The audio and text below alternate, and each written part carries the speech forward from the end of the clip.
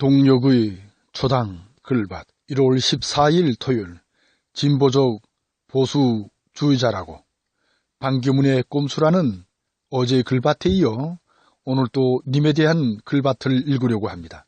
먼저 출마 자격의 시비는 선관위의 적극적인 유권 해석으로 얼마쯤은 해소가 된 셈입니다. 그러니까 공직선거법은 선거일 현재 5년 이상 국내에 거주하고 있어야 한다는 대목입니다. 하지만 선관위는 계속 화연한 표현이 삭제된 점을 상기시킵니다. 1987년에 개정된 대통령 선거법에 계속 화연한 표현이 빠졌기 때문에 문제가 없다는 것이죠.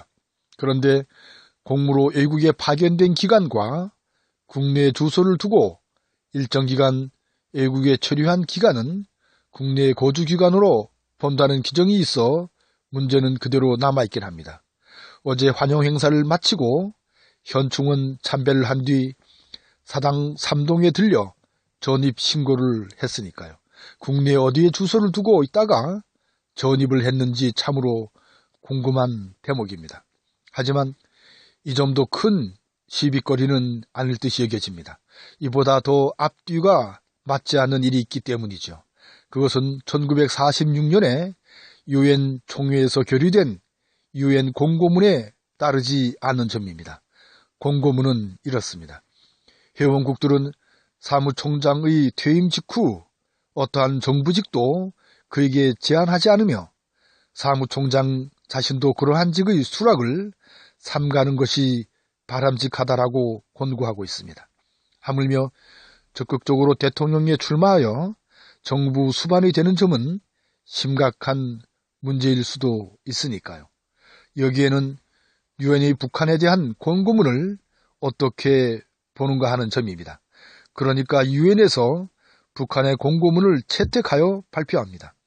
북한의 그 권고안을 따를 것을 강력하게 권하는 것이죠. 그런데 님의 경우 자신은 그 유엔의 권고문을 따르지 않아도 된다고 우깁니다. 그렇다면 유엔 권고문을 따르라고 북한을 비롯한 여러 나라들을 어떻게 설득할 수 있을까요? 그야말로 앞뒤가 맞지 않는 상식과 너무도 동떨어진 주장입니다. 그러니까 내가 하면 로맨스라는 딱 박근혜 수준의 기준과 가치관 정도입니다.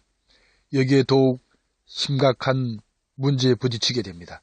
자신을 진보적 보수주의자로 내세우기 때문이죠. 아마도 그렇게 보이고 싶을 테지요. 하지만 남들은 님을 그렇게 생각하지 않을 듯이 여겨집니다. 그러니까 진보적 보수주의자로 쓰긴 하겠지만 적극적 교회주의자로 이룰 테니까요. 님이 자랑하는 오랜 외교관 생활과 그에 따른 삶이 이를 웅변합니다. 유엔 사무총장을 마치고 그것에 걸맞는 삶을 풀어냈더라면 끝없이 존경을 받을 텐데 말입니다.